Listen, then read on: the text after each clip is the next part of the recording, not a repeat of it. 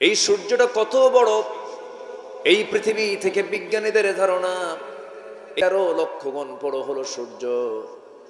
এই সূর্যটা আলো দিয়ে যাচ্ছে, আল্লাহ তাআলা এমন জায়গায় সেট করেছেন, সূর্য যদি পৃথিবী থেকে 1 ইঞ্চি দূরে থাকতো, পৃথিবীর মানুষ ঠান্ডায় মরে যেত।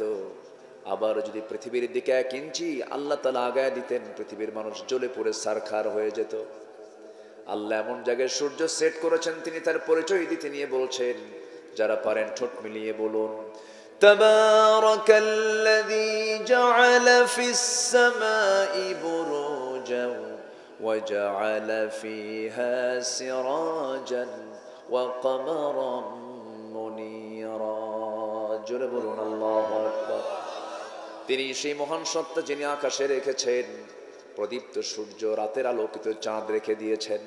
এমন বড় পরিচয় পৃথিবীর কেউ দিতে পারে নাকি? কেউ দিতে পারে না। এমন পরিচয় দেওয়ার একমাত্র যোগ্যতা কার? পৃথিবীর কোন প্রেসিডেন্ট কি কয় যে সূর্য আমি বানাইছি? কেউ বলে?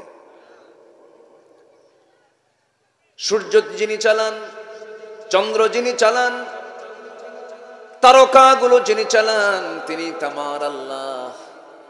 এই সূর্য পৃথিবী থেকে কত গুণ বড় বলেন? 13 লক্ষ গুণ বড়।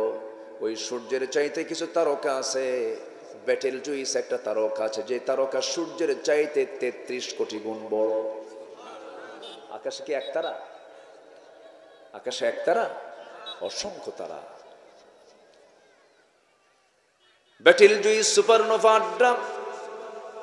প্রক্সিমা সেন্ট্রাই, অসংখ্য তারকারাজি। মানুষ চাঁদের দেশে সফর করতে গেছে, মানুষ মঙ্গল গ্রহেও গেছে বেড়াতে। মঙ্গল গ্রহে শুনলাম কিছু জায়গাও নাকি কিনছে, বাড়ি করবে ওই জায়গায় গিয়া। ঘর বাড়ি। চাঁদ দেখলো মানুষ, মঙ্গল গ্রহ দেখলো মানুষ। সেই মানুষ যদি চিন্তা করে সূর্যের কাছে তো যাওয়ার সম্ভাবনা, আমরা তারকার দেশে যাব, তারকার দেশ দেখবো আমরা। পৃথিবীর সবচেয়ে নিকটবর্তী তারকা হলো প্রক্সিমা সেন্ট্রাই। প্রক্সিমা সেন্ট্রাইটা পৃথিবীর সবচেয়ে নিকটবর্তী তারকা। এই তারকার দেশে যেতে হলে পৃথিবীর কোনো বিমান, পৃথিবীর কোনো কপ্টার, পৃথিবীর কোনো যানবাহন নিয়ে বান্দা ওই জায়গায় যেতে পারবে না। তবে চেষ্টা যদি করে, কিছু নভোযান আছে, লেটেস্ট নভোযান একটা আছে অ্যাপোলো 11, যার ঘন্টার গতি হলো 39,000 কিলোমিটার। 1 ঘন্টায় 39,000 কিলোমিটার। এমন জাতীয় নভোযান মানুষ বানিয়েছে।